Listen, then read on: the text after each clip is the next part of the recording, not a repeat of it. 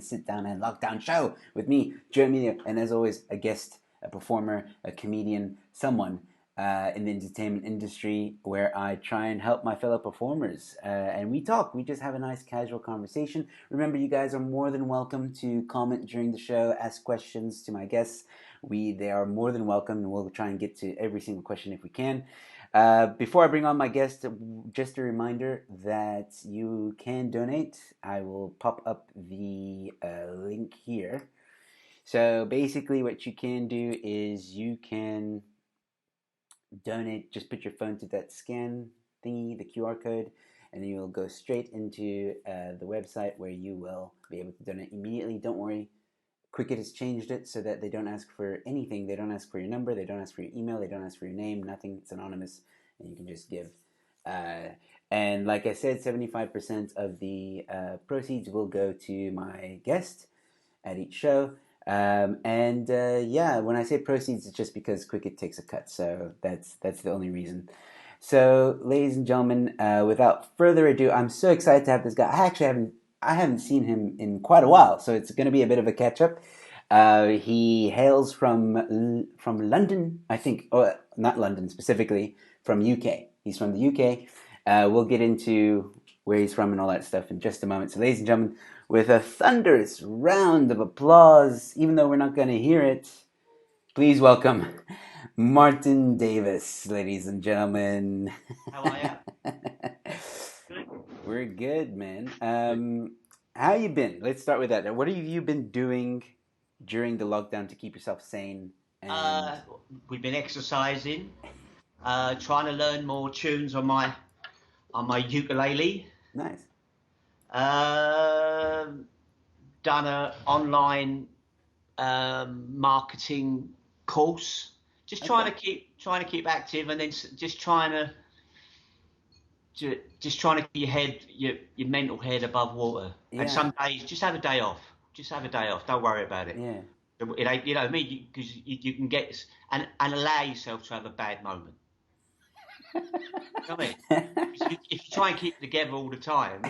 I'd say the funniest thing was when I kept saying when it was going to lock down, I kept saying it was going to be extended. I'm saying everyone was going to be extended. When the president said it was going to be extended, who was the most upset person? Me. Ridiculous. I was going, oh dear, how are we going to carry on like this? Sharon said to me, but you were the one who said there was going to be you were the one who said, I said, yes, I know, but, oh God, it still hit me. Do you know what I mean? Yeah. Exactly. It still hits you. You go, oh, bleed no. But then when we think about it, outside of going to gigs and stuff, our lives aren't really that much. Do you know what I mean? It's not like I've got a job where I go in 9 to 5 and stuff. Yeah. I mean, outside not being able to do gigs, it's only like going to the beach and walking on the prom. It's bad, but it really isn't the end of the world, because we've got friends who've got kids, and stuff, and it's heartbreaking for them. Yeah, exactly. So you're exercising, you're doing a marketing course. How's the marketing course going? It educates you on how many people who put themselves up as marketing experts don't actually know anything. Yeah. Because even if you know a little bit of the basics, you go, well, I've known people who've said and done completely the opposite to that. Yeah. And a lot of it is common sense. Once you look, there's all reading all the graphs and stuff, but a lot of it is like, well, don't talk to your customers like that. Exactly. Don't do that, because that's just how would you feel if you were the customer? So exactly. A lot of it's common sense, you know what I mean? Yeah. And do you feel it's going to help you in your comedy career? It's not so much that. No, it's just I might do a philosophy one next. Oh, okay. All right. So you're just keeping your mind active. Yeah. Keeping your brain, keeping your mind alive. You know what I mean? Is it free? It's tough because you just go. It's very easy to go. Is it free though? Another day. And then some days do that. Some days, like I'm planning. I found a thing on one of my apps. I've got The Godfather recut. I think it's Godfather 1 and 2. Mm-hmm. 7 hours of The Godfather cut in. They do it in a memory and he goes back. Yeah. In this cut, it starts with Vito Corleone as a child and goes up and goes up and goes to him in the thing. It's recut. It was a television thing. I used to have it in a box set. So that's 7 hours I'm going to watch. I'm going to Wow. watch the new version of The Godfather. Now, I Nice. love The Godfather. Now I can watch it in a different form. What about Tiger King? Have you seen that? I've seen that, yes. And I didn't fancy it, and then I watched one episode, and you're going, okay, and then suddenly something happened, and you go, what the? Then you watch the next one, and then what the? And it was mental. All of them were mental, and I love, and I love the thing that she could kill her husband, and he disappeared. exactly. Why would a millionaire just disappear? If you're a millionaire, you don't know. If you're a millionaire and you're married, you just leave your missus. Exactly. Yeah, but then You she'll take half go your live shit. somewhere else. You don't fucking kill. You don't just walk away because what? You're a millionaire and you walk away from your millions? I don't think so. No. No. So it's like, but no body, no evidence. There you go. You think she fed him to the tigers? Yeah. Yeah. She put him through the shredder, and then gave him to the lions. Perfect. Yeah, that was a quite a crazy series. And apparently, I was watching this review that said that they will do a follow up. So they're working on the All follow right. up. So that's going to be very interesting. Anyway, well, let's talk a bit about your comedy career because I really want to know this. I don't think you've ever told me this. How long have you been a comedian? When I first started, Freddie Mercury was still standing up. Wow. He was Okay. on his 2 feet. He was a healthy man. Okay. So it's I've been you've been here for a while. I've been here for the duration, love. Yeah, Did you ever get to see Freddie Mercury live? yeah. Oh, fantastic. Oh, I've seen loads of yeah, Oh, yeah. fantastic. That's you're lucky, man. I think I think they were supporting Mott the Hoople, Nice. and Okay. you haven't even heard of Mott the Hoople. No, but Yeah, so they were supporting Mott the Hoople. okay. And did you get to see? I mean, I had a question now. That Queen, the movie Queen. What did you think Yeah. of that? I was I was into. I kept thinking, what would have Sacha Baron Cohen been like if he hadn't jumped ship? Hmm. Yeah, that's a true. He seemed to me more suited to it. Really? I don't. I thought it didn't quite work for me. Oh, It okay. didn't quite work. He was good, the kid, but Hmm. I think something about Sacha Baron Cohen and the way he carries himself and Hmm. everything. There's something about him I think he would have been better at. He could Better have at. possibly been a little bit more flamboyant. Yeah, he didn't quite Yeah. do it. It was fun. Hmm. It was fun, and it was kind of interesting his relationship with his girlfriend. That even up, the amount of money that he left to her in his will, Hmm. because he loved that girl. Yeah, he did. He found out he was gay, but he loved her. Yeah, he did. I mean, that was the love of his life. But Hmm. he had to go where he had to follow his his truth. But he still loved her. She earns he left her a fortune in Yeah. his will. Well, she's one lucky girl now, but Yeah, so you've been around since then. So has there been any mega superstar that you've like MC'd a gig for or anything like that? I've done. Listen, love. I've banged Michael McIntyre on the head with a microphone. Those things. You know those things they do where they say, "I've 10 people I've met and one of them was a lie." Mm-hmm. And I put him in as someone I met because I didn't think I'd met him. And then a mate of mine said to me, "No, don't you remember that gig when he was an open spot? He'd been on, and then he went in the crowd and he was trying to chat up some girl."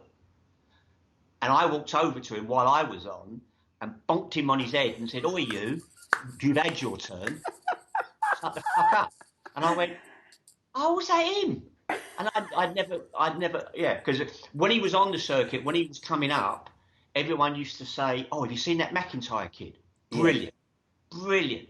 And what's he like? Oh, what, on stage? Brilliant. No, Yeah. but what's he like? Oh no, he's a cunt. But on stage, no one had a good word to say about him. But everybody said that on stage he was amazing. Mm. He'd Yeah. rip every room apart. Nice. But as a person, no. So you were never friends with him. Everybody said no. Yeah. It's a piece of work. He's a nasty piece of work, but give him his due. That on stage, Yeah. the crowd absolutely love him. So Yeah. you never were friends with him? No. And the funny was, I never came across him. It was only that one time in the club, and then I was hearing about him, but I never seemed to be on the same bill with him. So it was like, oh, okay. Anyone else? Anyone else that you may have hit with a microphone? Oh no, but I've all the boys, all like Harry Hills and who would you know over here? Joe Brand. You know Joe Brand? I've heard of him. Yes. No. It's a he. And we did a gig once. We did this rubbish gig, and she said to me, "How much you getting?" And I said, I told her how much I was getting. She said, "So there's three of us on." So she got the other guy's money and my money and her money, and she was obviously earning more than me. She put it all on the pool table and split it three ways. Nice. And I was like, she said, "Martin, this has been a shit gig, and if we've all had to do it, we should all get paid the same money." Yeah. So, no, she's a good. That's awesome, man. Tops. Not a lot of comedians do that. Not a lot of comedians do that. Yeah, but I've known like Lee Mack, the kind of people you might see on the QI, Phil Jupiters, Alan Davis. I know Alan Davis. What about Jimmy Carr?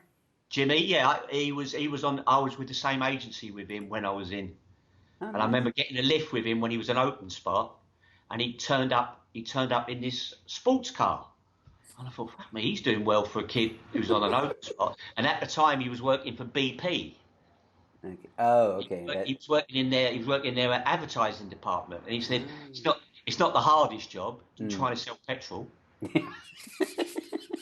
you know what I mean? It's not really that hard. It's like you just have to add the petrol stations in the right place. That's basically what it is. So he said, "Yeah, I'm selling petrol. It's not that hard, mate." Yeah. Always a very hard worker.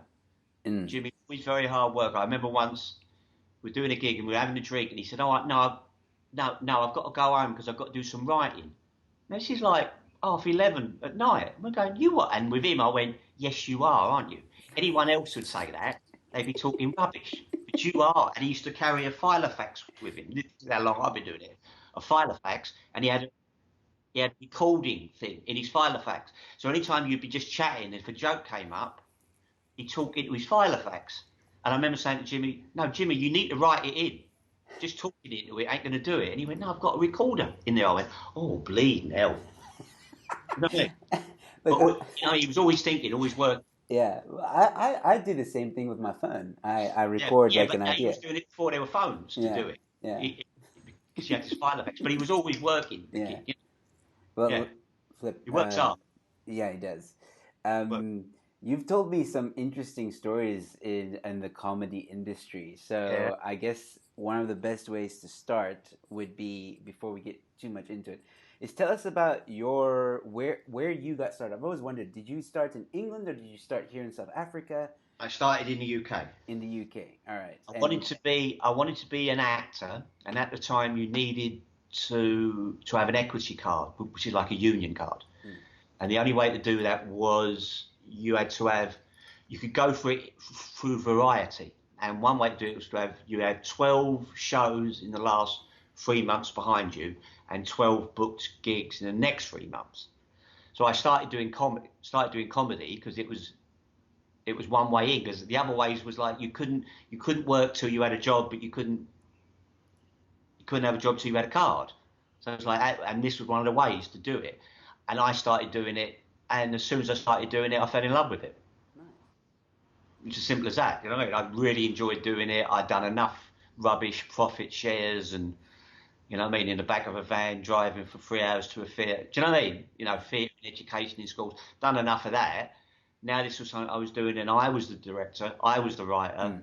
The good and the bad was me. Yeah. That's the one thing I think about comedy. The good is that you get the limelight and everything. The bad is that if it's not going well, it's all down to you as well, my friend. You know what I mean? So, yes. But yeah, I fell in love with it straight away. Do you remember your first gig? Oh yeah. Yeah? My mum came. My mum came to my first ever open spot. No, not my first ever gig. My first ever open spot. Yeah, that one. And my mum thinks that's what I still do. My mum will say to me, "Oh, you still doing because she's 85 now, she'll go, "Are you still doing that comedy?" "Oh, right." And to her, it's like, "Geez, it's how you make a living doing that." She's only ever seen me do it once, and I was an open spot. I was just trying to remember my jokes. You know what I mean? You know what I mean? I didn't have anything, so I was rubbish. Of course, I was rubbish. Everyone's rubbish when they start. But that's what she thinks I do. Because she said to Shona, she said, "Yeah, wasn't really my thing." So she thinks I'm still that first ever open spot you've ever done. That's what she thinks I've been doing since then. Yeah. Why don't you try and get your shame, man. Do you remember if you did well? I mean, I know you said you were rubbish, but I mean, I remember my first time I was on stage. I think I was rubbish, but I still did okay. I did okay because I didn't have a fear of being on stage. I think if you're coming it from a totally you've never performed before, then you're having to deal with all that rubbish. I'd been on stage, so being on stage didn't bother me. And then I think even when I was rubbish, people liked me. It wasn't like, "We don't like this bloke." It was "No, you're not funny, mate." Because you're talking. You know that thing when you talk. You know, you see when you talk, you finish talking, and that's the place where they're supposed to be laughing, and there's nothing. So you see the audience going, "Oh, I think that was the joke." That was the joke. That was, "Oh, bless him. Bless him. He weren't funny, but he's a nice kid. Seems like a nice kid." That was the kind of reaction I got when I started. It was always like, "Well, we like him. He's nice, but yeah." And how long was it before? Actually, no. Let's scratch that. Let me ask this one rather. So you've been in the industry for quite some time, right? Yeah. Tell me the difference between doing comedy now and back in the day in terms of audience. Because I know as a comedian, obviously you've lived a lifetime in the comedy industry. There's a lot different in terms of the style of comedy, maybe certain things you can and cannot say and stuff like that. And obviously the environment itself has changed. But do you feel that there was a difference with audience participation and how they laughed, or what topics we could talk about back in the day to now? Well, that's a lot of questions. For me, I think it takes you a long while to get your style with what you're doing. Yeah. Now, I always think about me. If people see me, I don't care if you don't find, but you won't forget me. So I kind of think I'm quite happy with what I'm doing because it's me. I think I'm uniquely me. So if you like it, you don't like it, that's fine. So I'm happy with that. When I started, if you think I'm lively now on stage, oh Lord, I was like, but it was too much. It was too much. I had to go way out. It's like when you do acting. When you're doing a scene, they'll go, go as far as you can, and then we can bring it back. Because if you don't go far, you can't bring it back. So I went way too far, and then learned how to bring it back to a thing that was funny instead of just someone going, "Ah!" Because that's just, after a while you go, "Yeah, all right, but is there any ups and downs? Is it just going to be this all the fucking time?" Jesus, love. You know what I mean? It's tiring. Audiences have changed because I was in the UK, and you go around the country, different things. But you have to you've always got to be true to yourself. So you have to read the crowd, but be yourself. You're doing the act for you a lot of the time, and then you just go, "What? Do you find it funny as well? Oh, great. Oh, that's nice." You know? Yeah. You can't go out trying to please people. You really have to do. I've always had my style. I've always been very chatty with the crowd. And I remember when I first came here, I remember talking to someone, one of the first gigs, and literally talking to someone in the crowd, and I could see him going like that, like, Jesus, he's literally talking to me. Because I don't think people up till then, it would have been very much people doing jokes and doing stuff, and I was literally going, "You," and people going, "Fucking hell." But once they realised I wasn't going to come into the crowd and hurt them, it was like, okay. When did you come here in your comedy? Like halfway through, or like how long have you been in South Africa? I've been doing it for quite a while then. It was about 20 years ago. Yeah. Oh wow. Yeah. Okay. Yeah. No, it's about 20, 21 years ago. Yeah. 22, I would say. Nice. 23 even. Yeah. So you've obviously performed as well with all the greats here, like Barry Hilton and all those Yeah, guys. yeah, yeah. Oh, Yeah, well, Trevor Noah when he came when he was coming up. Yeah. yeah. Oh, everybody. Yeah. Vlismas, all those boys. Yeah. And which do you prefer? Do you have a preference, Cape Town or Joburg, or is it the I same? I I like. I don't like moneyed Cape Town. Explain. The nice white moneyed people, Oh, okay. I get it now. because they're just, and and they got a broom up their arse about everything. Whereas some of the, which people would think were like, your proper Afrikaans, they're lovely. They're lovely Yeah, people. very. Good people. They're good people. And then you go the other side of it. You can go to Pretoria and play a really black club, and they're mental. They're lovely. God, they go. If they like you, they love you. I remember doing a gig there once, where a really nice gig, and everyone in the crowd would come up to me and say to me, "Martin, thank you very much for tonight." And I thought, it wasn't just that they were thanking me; Mm, they all knew my name. mm, Everyone who came up was like, because they must have gone, "Who was he?" Martin. Martin, thank you so much for tonight. And I was like, wow, wow, that's nice. yeah, that is nice. I mean, Yeah. not just like, oh, like, thanks, mate, we've had a good time. They've Mm. actually said to the MC, "Who's he? Who's he again?" "Martin Davis." "Oh, right, yeah." And I'm the only white guy there, and it was fantastic. Fantastic. Those are great gigs. Crowd. If I'm playing, especially cakes, I'm playing, I like coloureds in, I like the blacks people in and white people. I like it to be mixed. If it's too white in Cape Town, it gets a bit. Mm, If you're here, but if you go out to the suburbs, then it's a different thing again. mm, yes. Then you've got proper people. But I Yeah. mean, the Yes. moneyed people in Cape Town are a pain in the arse.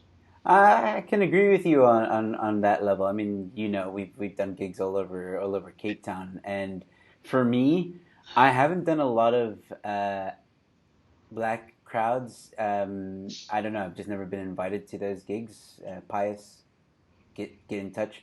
But colored, I love colored. Like they're always so into it. I Like say that to it's club. I go upstairs and I look down, yeah, and it was a nice mix. I say to the sound man, "It's going to be good tonight." exactly, yeah. If it's Um, too white, I go, "Oh, God, here we go. Now we've got to work a bit harder." yeah. Right. Um, Speaking of Cape Town Comedy Club, you MC there quite often, so people can check you out there. Hopefully, when this is all over, I do recommend that people, I think to watch you, it's very entertaining. It is super, super entertaining. I love watching you. I've enjoyed watching you since the first time I saw you. But you, he is. How would you describe your comedy? You said it's a bit in your face, but how would you In your really face, describe it? but I like to feel that I'm there. I'll take the Mickey out of you, but also I'll be the butt of the joke as well. Mm, I think if you go on it and you're just taking the Mickey out of people, but it's like it's all about status, mm, right? And everybody on stage has a high, low, middle, whatever status. mm, If you're just high status and you're just having a go at the crowd, mm. I don't like that. I like it to be, I'll have fun with you, but if a joke turns round and it's at my expense, Mm.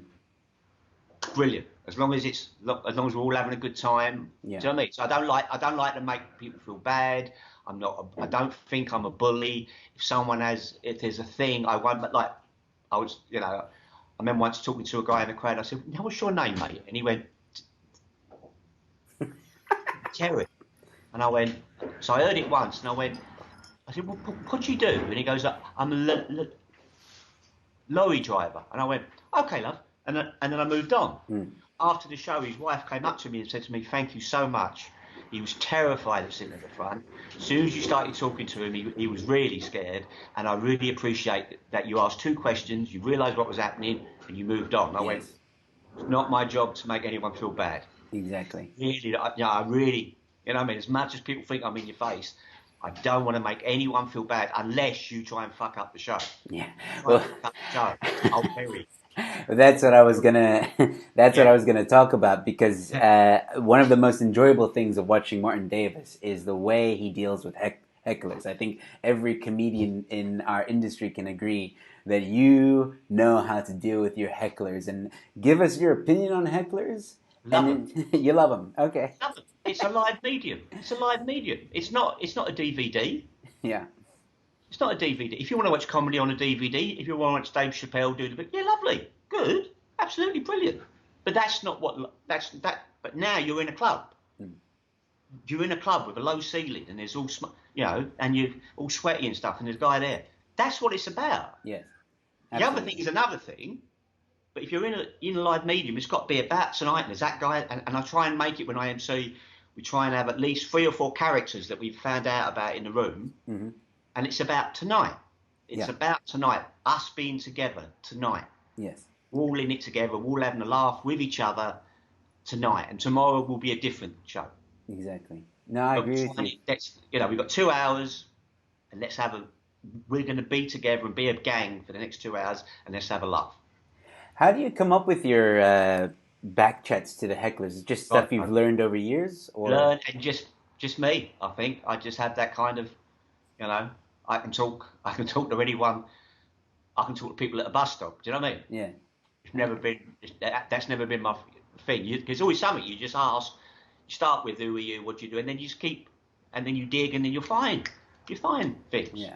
And if someone doesn't want to play or they're trying to fuck it up, you can leave them alone. It's all experience. Sometimes you'll be on stage and you're going, I can hear that table talking, but how loud are they talking? I know they're pissing me off, but are they pissing off the rest of the crowd? So you have to listen and go, no, it's too much now. Right, you. And then you have to deal with people. Yeah. All right, so here's something that might get you thinking a bit.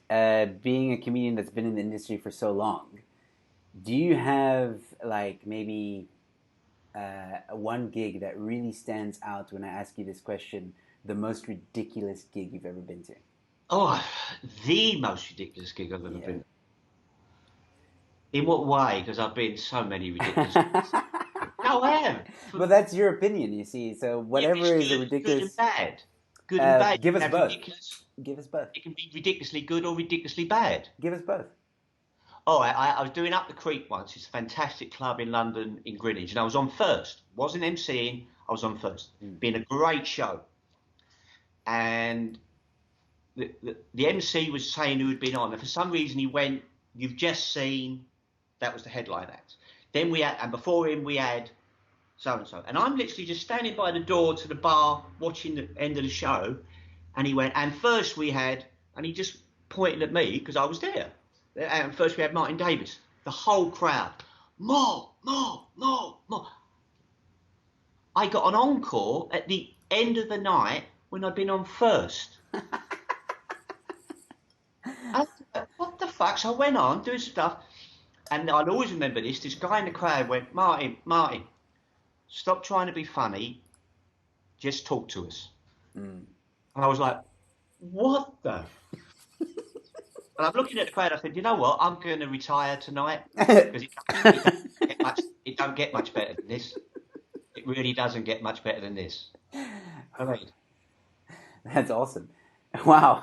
I've had stage invasions and stage invasions. You got to tell us the story of that. Oh, I was doing a college gig, and I'm on stage, and from nowhere I see this kid running at me. And you're just kind of looking at what? And next thing, I'm rugby tackled to the floor. Jeez. So he's holding on to me. I'm fucking hitting him on the top of the head. Bouncers pull him off. MC comes on and says, "That's it. That's the end of no, we're going to have a break now," kind of thing. So then, while they're having the interval with this, the bouncer comes up to me and said, "Do you want to come outside for a second?" I went, "Why?" Took me outside, and they got this kid up against the wall. What? And it was a freshers thing. That's when the students are first at college. Uh-huh. And the bouncer said to me, "Do you want to have a pop?" And I went, no. And then the kid went, "There's nothing you can do." Ooh. I went, "Seriously? Are you telling me there's nothing I can do?" And he went, "Yeah." I said, "Sweetheart, this is a freshers ball. You're here new. You've just made yourself visible.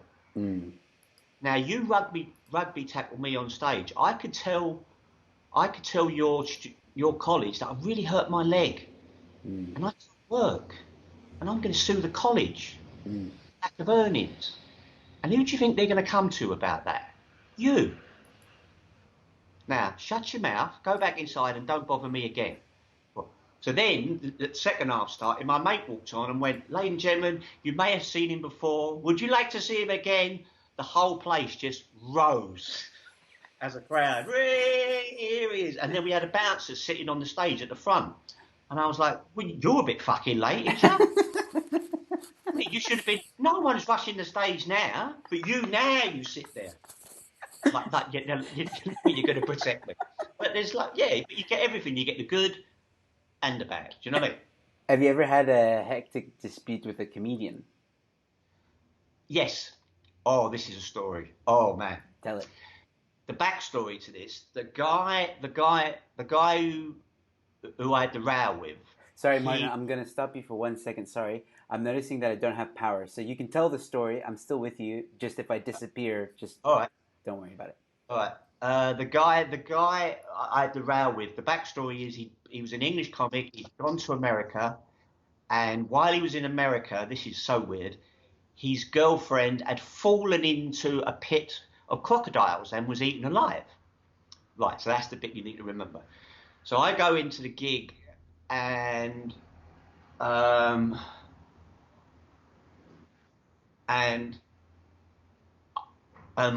see the guy and I said, you all right? He said, oh, that was it. Yeah. So the next day after the first night, I get a call from the agency, from the people who run the gig. They used to have these, it was jongleurs. Jongleurs used to have these things where they'd have a manager's report. So I went in, they said, the manager said that when you first go on stage, the crowd is shocked by you for the first minute.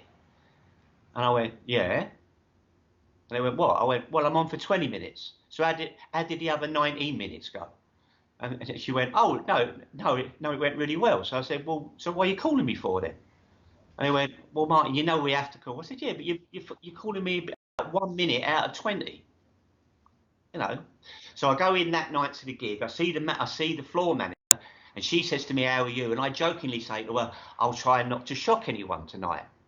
And she went, oh, shit, Martin, I'm really sorry. I didn't mean it. Oh, shit, I'm so sorry, love. I went, no, love. She walks out, and then this other comedian goes, well, Martin, if I'm honest, I have asked Jongleurs if I couldn't work with you. So I went, okay, why? Well, once you've been on, you create an atmosphere that's very hard to control, and I have asked if I can't work with you. So I went, oh, right, it's all right. That's weird. I don't know what to say to that. Oh, no, I do. You cheeky cunt. How fucking dare you phone up the people who run this gig because you can't work with me? I create an atmosphere. I create an atmosphere after the vacuum that you fucking created on stage. Fuck you. I was fucking livid. So now I've been on. So now I just stay out of the way. In the interval, I'm sitting there. And so I go on. So I'm in the interval, I'm sitting and I'm not saying anything. And then suddenly he went, no, I can't have this. You're sitting here, you're creating an atmosphere. You need to get out of the dressing room. And I went, whoa. I said, fella, there's a line between me and you, right? If you want me out of this dressing room, you have to fucking... And the difference between me and you, my friend, is you don't like me. I fucking hate you. So you want to do this? And then I said, do you remember your girlfriend? Do you remember your girlfriend who fell into the crocodile pit? She didn't fall, my love. She fucking jumped. I would have fucking jumped in there to get away. Oh, yeah. And I went off on him. When you're angry and then afterwards you're not particularly proud of yourself, but you go, well. You know what I mean? Did it end up in a brawl or anything like that? No. I just went, I can. No, fuck. And then the next day, my mate, who was a really good comedian, who'd been in the dressing room at the same time, but was just looking on his phone, just trying to stay out of it, said to me, Martin, do you want me to phone the office up? Because he said, if I have to be on with anyone, I'd be on with you anytime, my friend. Because that was just so out of order what he was doing. Because you don't do that. If you have a problem with someone, I've had, every now and then you have people you don't particularly like. It doesn't matter. You're not married to them. Yeah. Exactly. Even if you're somewhere for 3 days. Yeah.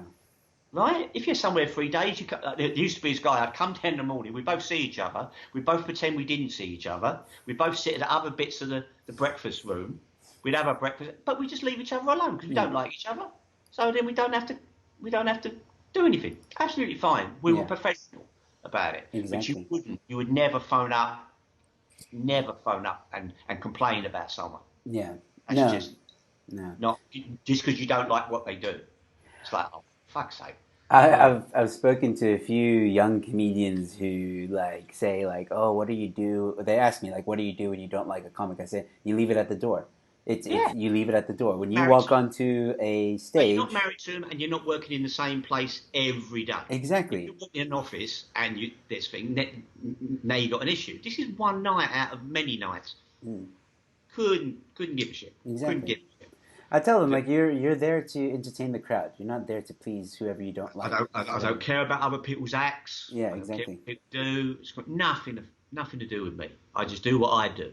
I couldn't care in that way. I couldn't Yeah. care about people. You know what I mean?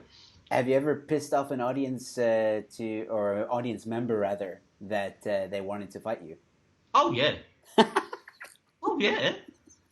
You Yeah. say you say that so casually, like yeah, no, Yeah. that happens But the all the thing is, time. sometimes you don't even see it coming. Sometimes there was I was at Carnival once. This is the best one. I was at Carnival, and there was this table of Afrikaans, and they were just chatting, and the girl was on her phone. So I went over and said, "Sweetheart, can you get off your phone?" And she went, Oh, "And no," and I went, "No, darling, I'm a middle-aged white Englishman, and we like that kind of thing. Like, just get off your phone." And because it used to be the audience was quite lit up in that gig. She picks up this bottle, but she doesn't throw it at me. She throws it in an arc. So I see it go over right. like that. So I go over and pick it up and I go, no, no, no. If we're going to do this, let's fucking do this. Two of the guys jumped up from the table and they're giving it all this. And I'm saying to them, you know what's funny? You know there's people in Essex, there's boys in Essex who do that same dance. It's really weird, isn't it? Isn't that weird that the slime of Brackpan is the same as the slime of Essex? That's fucking brilliant. And all I kept doing was I'd have a go at them and then I'd walk away outside the stage, have a go. And I said to him, I said, you're so thick that you haven't even noticed what I'm doing. I'm walking, I'm insulting and walking away. Because the one thing I am, I'm a coward, and if this kicks off, I will run away. I know how to get out of it. And the bouncers at the back who were there all the time, nothing ever happened really. They were like, what the the guy on stage has just broken a bottle. And it's like, yeah, but if you throw a bottle at me, I'll fuck off. No, no, I can take verbal abuse, but if you Yeah. want to throw a bottle at me, nah. Do you think nah. that people think that they can get away with maybe I think mistreating? sometimes people think because they paid at the door that they own you. Yeah. Okay. Like, if they want to talk to you afterwards at the gig, they think they can talk to you all night. Mm. And they don't seem to go when you go, yeah, yeah, sorry, I'm going to go and chat. Yeah. What? No, no, you've paid for that. You haven't paid for me, Mm. you know. Has someone ever told you that at a gig? Yeah, yeah, they'll be chatting and they want to be, and you go, yeah, all right, thanks, yeah. I didn't think you were funny. Okay. Yeah, okay. If someone doesn't Didn't find ask you. you, I don't know. No, didn't ask you. No, didn't ask you, but thank you for your input. There you go. Yeah. I don't think you What know about this. it? I don't. What about everything? You can't say that. You can't say that because that's flat. That's not, that's my best one. You can't say that because that's blasphemous. And then I go, no, I'm an atheist. I Yeah. can't be. I Yeah. can't blaspheme. You can because you believe in the fairies in the sky. But as I don't, then Yeah. I can't. So That's, there yeah. you go. That's Happy true. days. Yeah. And is your religion so fragile that my little joke Mm. is going to make it crumble? Ooh. Mm. Or I mean, I laugh at it. I laugh at myself. I laugh at I stutter sometimes. I'll laugh at things that about stuttering. So Mm. really, Mm. really, Yeah. yeah, I don't know if you know this, but when I first started doing comedy shows in the northern suburbs of Cape Town, I have, you've done a lot of shows with me and stuff, and every time you were on the lineup, I would tell people who were skeptical of comedy, of stand-up comedy. There's a lot of people, well, not now, but back then, there were a lot of right, people who didn't like or didn't trust, rather, I should say, South African comedy. So Right. I used to tell them, or even stand-up comedy. So I used to tell them, okay, I got Martin Davis on the lineup. If you don't like stand-up comedy after he's been on stage, then there's something wrong with you. Then there's something Oh, wrong with your humor. And I cannot tell you, Martin, how many times I've had you. audiences that come and watch you, and they're like, "I love stand-up now. This All guy right. is brilliant. This But, guy is but brilliant." it's because it's live. Yes, They might be seen and they don't get it. It's kind of on telly and it's just kind of they don't not getting the buzz of it. mm, Live comedy is different. it is different. Live comedy is you can't judge someone if you've just seen them. You can Yeah, judge them because you've seen them on telly, but on in internet or something. But you can't really judge someone until you see them live. absolutely. No, I I agree think with you. it's a live. Oh, absolutely. It's a live medium. You know what I mean? Do you remember the first time we met? No. I'm getting very old. I don't, you know what I mean? I can't remember people out of situ. If I see someone, I can remember them in a club. Yeah, I see them somewhere else. If it's a sound engineer from somewhere, yeah. I see him somewhere else, and like Martin, and I'm thinking, no, I have no idea. Do you know what I mean? And because people always go like, oh, he always pretends he doesn't know me. I don't know you. I Okay, don't. well, that might explain a lot actually, because the first time we ever met, right? So there was two occasions, all right? Let me explain. So the first time I ever saw you was at Armchair back in the day. This is like Right. 10 years ago, 8 years ago, all right? Yeah. So you were headlining, you were supposed to do 30 minutes, but you did an hour, and but because people wanted you to continue, I remember Oh, they wanted you to thank continue. God thank God you added that they wanted to. Yeah, yeah, they wanted you to Oh, continue, and you were great. You were brilliant. Everyone loved you. And then after the show, I came to you and I said, "Oh my word, you're so funny!" Blah blah blah. And that was the first time we technically met. But right. a few weeks later, or maybe a month or two later, because you go between Joburg and Cape Town, and Yeah. you're on the scene, off the scene. So I think it was about 2, 3, 4 months later. I come up to you, "Hey, Martin," and I could see in your face Not that gonna. you did not No. remember me at all. And And I I was thought, probably very honest. I was probably very honest about it and going, I don't know who you are. yeah, I never bullshit people by but trying to pretend that, I never go, oh, yeah, yeah. I go, no, I don't know who you are. No, I I, don't. but I thought you didn't like me. I thought that No, I don't remember people. I was. really don't remember people. but but obviously after that we became friends Yeah, and stuff like that. So yeah. it's no harm done. But I just thought that was a funny No, moment. no, no, no. Oh, no, if I don't like you, I think you'll know it. Oh yeah, no, I've learned that. No, I've learned you'll I tell don't, people. Yeah.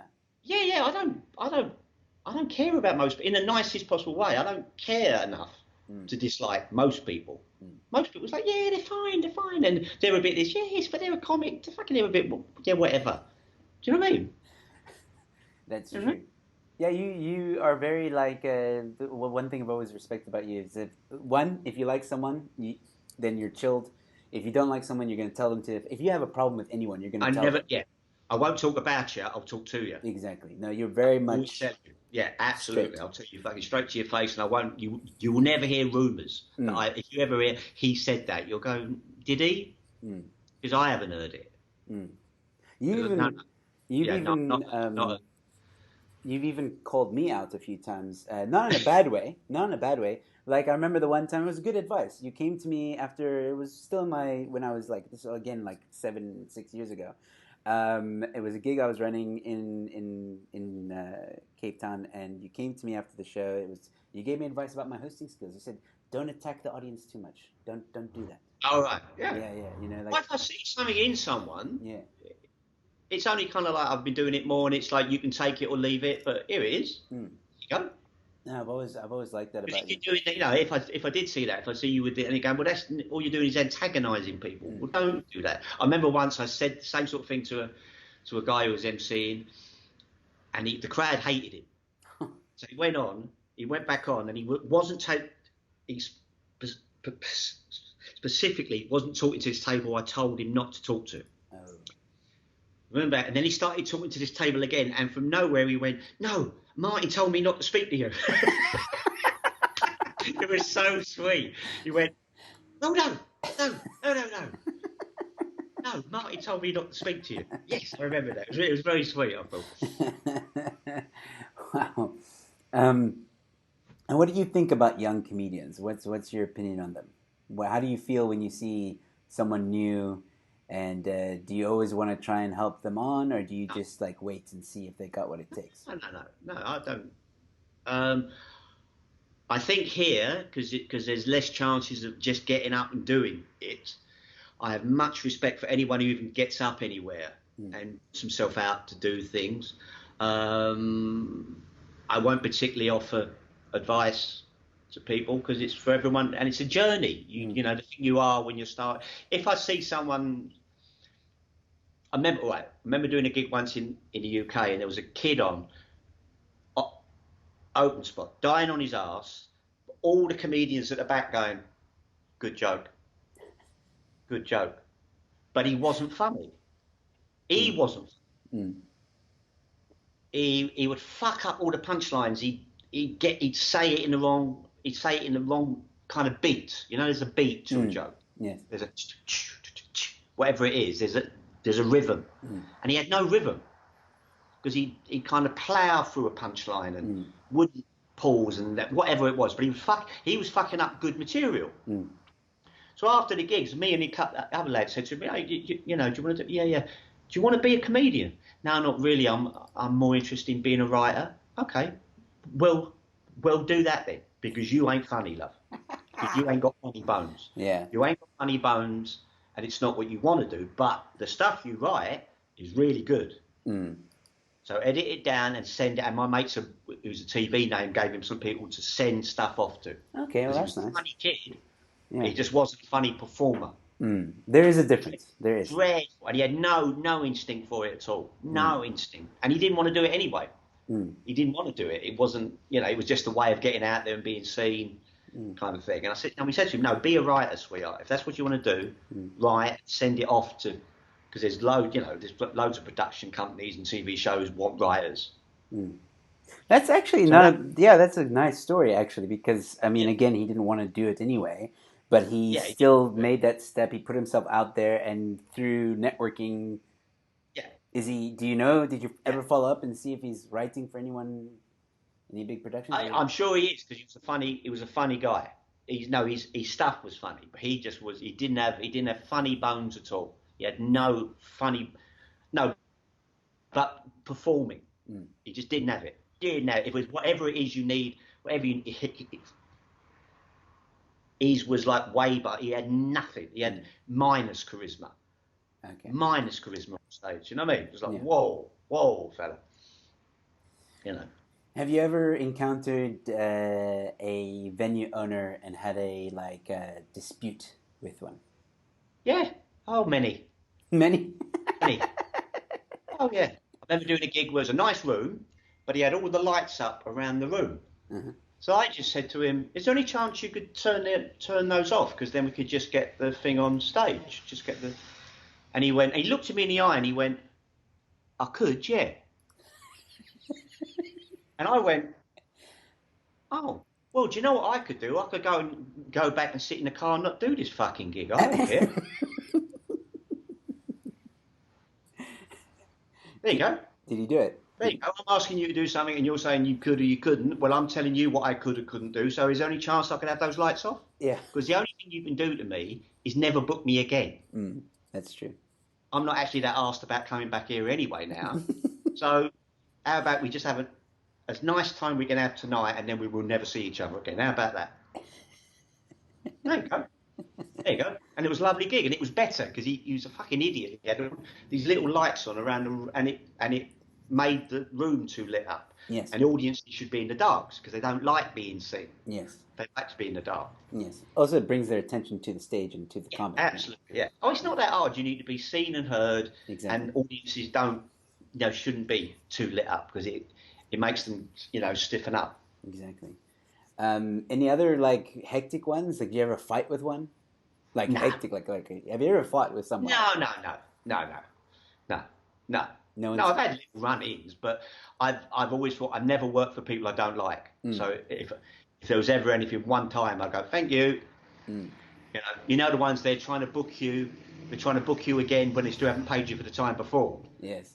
And you go, well, no, I'm still waiting on one gig. I don't want to be waiting on two gigs. Yeah, so how exactly. about we sort out the last one first? Yes. Then maybe I'll do this one. But I ain't doing another one, and now that's two. Yeah. Sets of payments you owe me for. No, no, no. How's the England comedy scene compared to the South African comedy scene? Well, before all this, it's bigger. Hmm. There's big clubs in all the major cities, and there's little clubs in all the major cities, and there's little clubs in every little town, art centres. Do you know what I mean? Mm. It's a bigger thing. It's a Okay. bigger thing, and that's what I'm saying. That's why I have respect for anyone who does even tries to do it here, because just in London there'll be a whole open spot circuit, new material nights, Yes. so you can get in Mm. and you can get in and practice. Mm. Here, there's only X amount of places to go just to start off and get up on stage, feel confident, try out your jokes. That's true. So it's much easier in the UK. It's harder because there's more competition, there's more people doing it, and the audience is more educated in comedy and they expect more. They've seen more. But it's easier to get in. It's easier to get your foot in the door if you're good.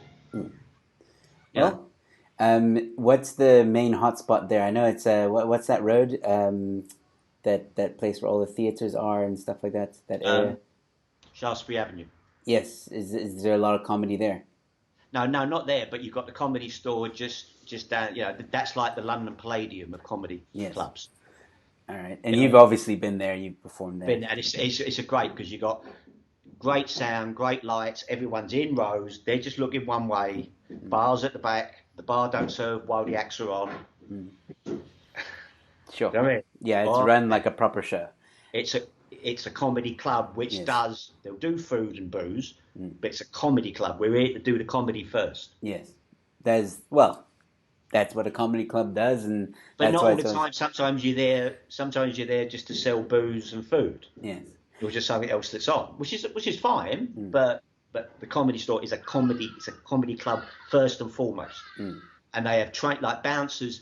There's some like comedy bouncers that they know how much rope to give people, so they won't jump on someone straight away. If someone's just all right, and then as soon as the bouncers come over and go, oi, have a word, you're told.